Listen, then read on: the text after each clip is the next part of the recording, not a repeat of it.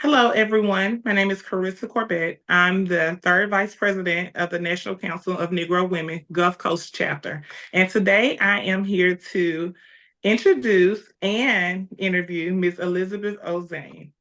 Hi, my Elizabeth name is Elizabeth Ozane. Ozan. I am the Shea Coalition Manager with the Mississippi Public Health Institute. Oh, I am awesome. Shea. Shea stands for Sharing Health Education and Awareness, and we work with African American mothers of childbearing age, and we enhance them to encourage them as well to breastfeed their infants when they have them. We also teach them about proper nutrition and physical activity and how to stay active. Once they have their baby and to continue that nutrition. We also do health fairs.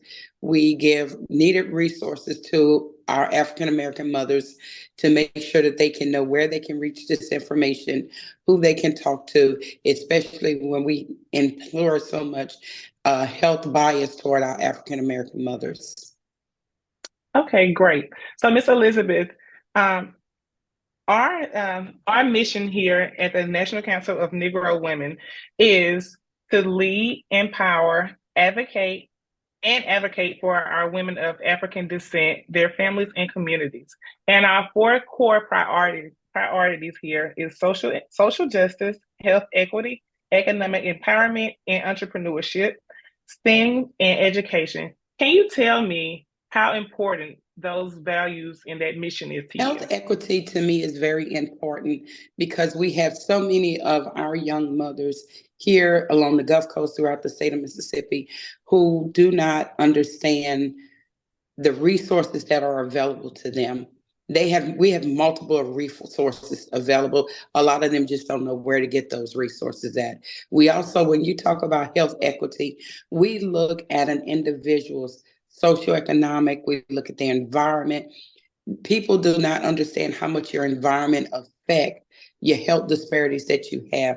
Not only do we have health disparities that comes from his hereditary throughout the family history, but also the environment itself. If you live in a rundown area, you're more prone to health disparities such as high blood pressure, anxiety, mental issues.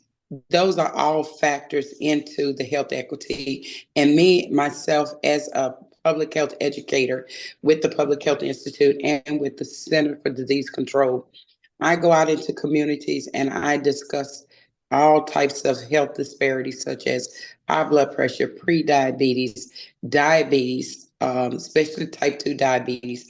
And that is a prone example of how many of our young women lately between the ages of 15 to 25, we have had an increased surge of African American mothers who are now suffering with type 2 diabetes. We try to get them when they're in gestational diabetes if they're pregnant.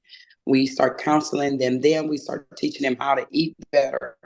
We teach them exactly how to start eating a more balanced meal, how to add in more fruits and vegetables, how to cut out some of the fatty foods that they're used to eating.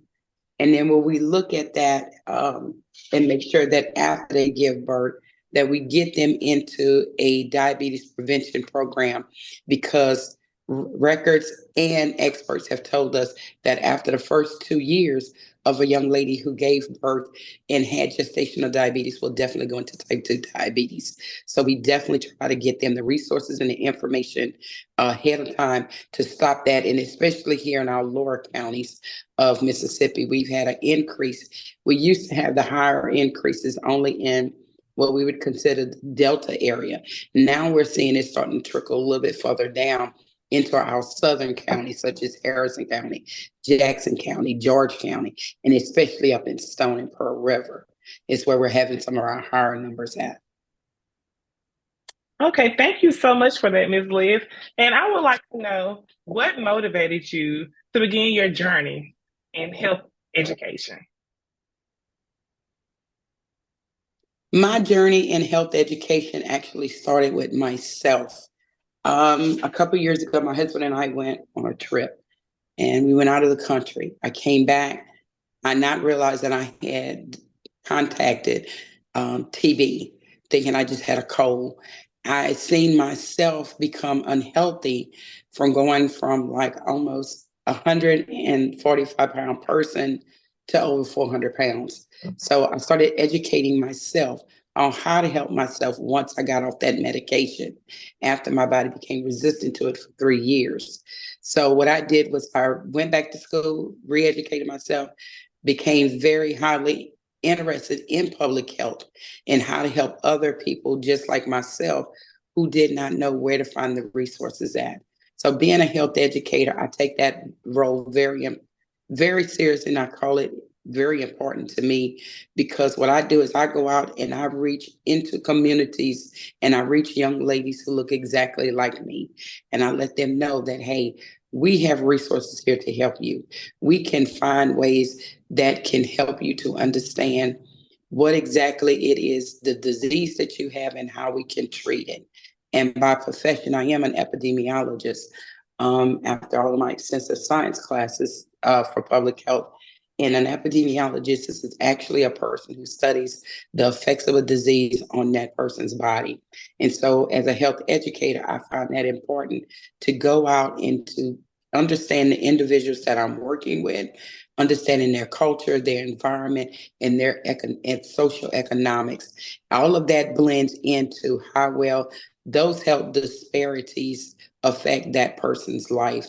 And being a person who have had the experience of having a disease affect my life so significantly, I found it important for me to go out and help others to understand and get them the needed resources that they need as well. Great. So my last question would be, what advice would you give someone who's going into the public health aspect for a career?